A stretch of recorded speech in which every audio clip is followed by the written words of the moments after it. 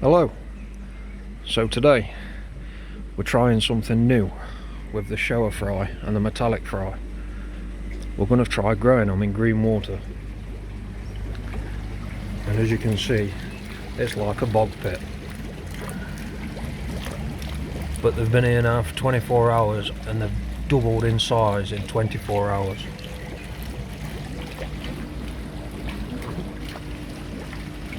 I don't know whether you can actually see a few.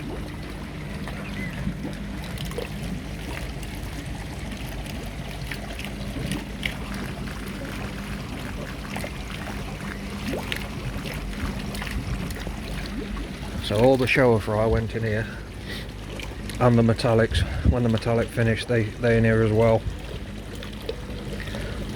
Are they growing? They're nearly as big as the Puricina fry,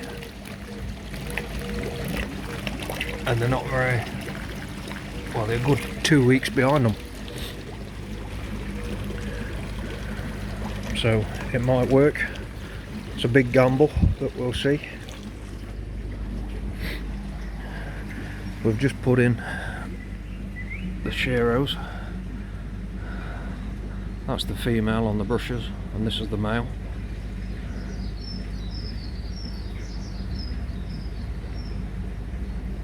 Hopefully, she normally spawns on the second night. I've just put these in, so we're in 2 days. Back to the bog pit.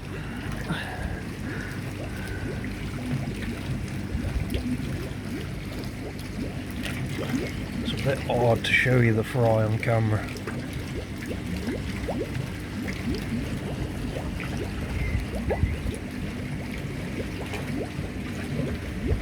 But it's really green. The fry are loving it.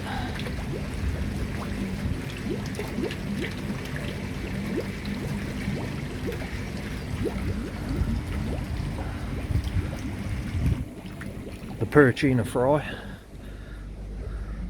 there's thousands and thousands and thousands. Not many deformities at all. Really grown well.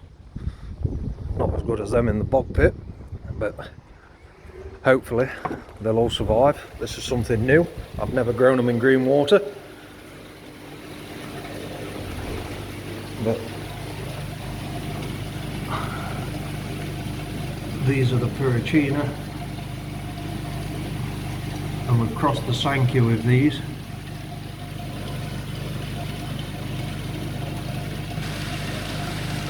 The amount of fry that is in here is unreal.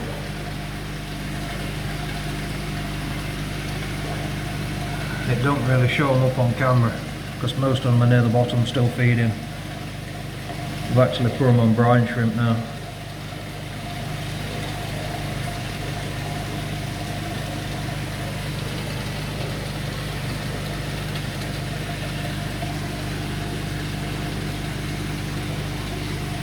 The Doitsu Kohaku fry,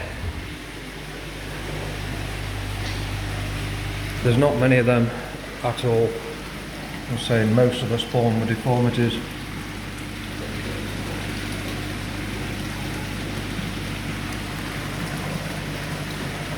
Real shame, but I just think the female was too old this time. I think it was his last spawn. That's the only explanation why we've got so many deformities.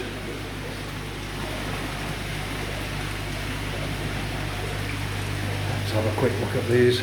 They always want to be greeted.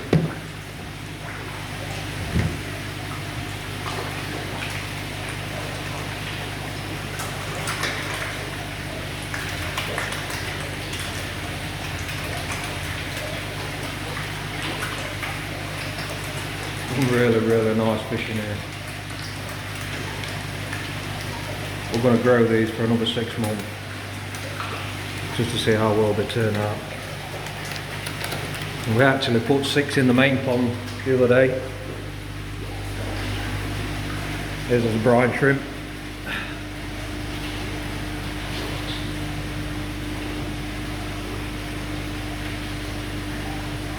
Nice, easy setup. but it works. So this one, just put the eggs in about 3 hours ago. That one now, it's been about 20 hours, they've all hatched. They're ready to be fed now. We'll feed these twice. We'll give a bottle at dinner time, a bottle at tea time, and then egg in the morning, egg yolk in the morning, egg yolk at just before bedtime, and then they get the 4 feeds a day.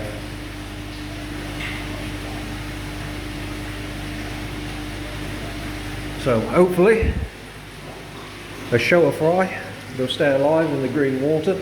And say they're doing well at the minute. They've doubled overnight, but find it interesting to see how they do. So with it being in the deep pool, I'm going to have to leave them in there now for a couple of weeks, because it's going to be too awkward to try and net them out. Well, we've got a filter running in there. I've got a homemade backy shower. Still a few fish left in here. So we've emptied that tank now, put them all in here, what's left.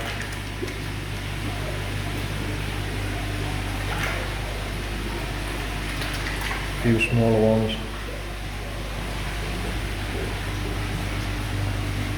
Plenty of tanks empty now. Another good trick, if you are growing them like this and you put them in a net, we always chuck a few little fish, or put a few little fish the other side of the net, and they actually pull all the uneaten food out the net and they eat it from the other side. So they do a really good job. So the tanchos and the kohaku fry, they're growing quite well. To say that I'm not feeding them, I'm actually feeding the net, and they feed in off that. Well, that one there, don't know if you can see, got a kink on his tail. That's actually caused by an ammonia spike. So anybody that does grow fry and you get a kinked tail, look where he's gone. And 9 times out of 10 you've had an ammonia spike. And what happened with us was, it was a KH. We had a KH crash. It crashed all the pH. The pH dropped down to about 5 and it just wiped all the filters out. So we had an ammonia spike and it actually did about 3 or 4 fish. But they do heal. If you can get a pond and put some flow in it so it can actually swim against the flow, they do straighten out again and they come back fine. And we're going to move him and we're going to put him over there, because what happens in this tank is we're pumping loads and loads of water through it. It actually comes down there, hits the wall, and they swim against the current. And this is the only tank in the building that actually heals them when they've got a kink back like that. And with them swimming against the current, it does straighten them. I've had a good half a dozen fish over the years and I've put them in there and it's always straightened them out. A handy little tip. You know, don't pull them out, don't think, oh, they're deformed. They're not. You know, you can put them right. And thanks again for watching. If you're interested in seeing how the bog pond goes and whether we can keep the fry alive in the bog pond, then please subscribe. I say it again, if we keep getting people subscribed, then I'll keep doing these videos. In fact, we'll do a video on him just to see whether he actually heals. I'll take him out and I'll put him in the other pond.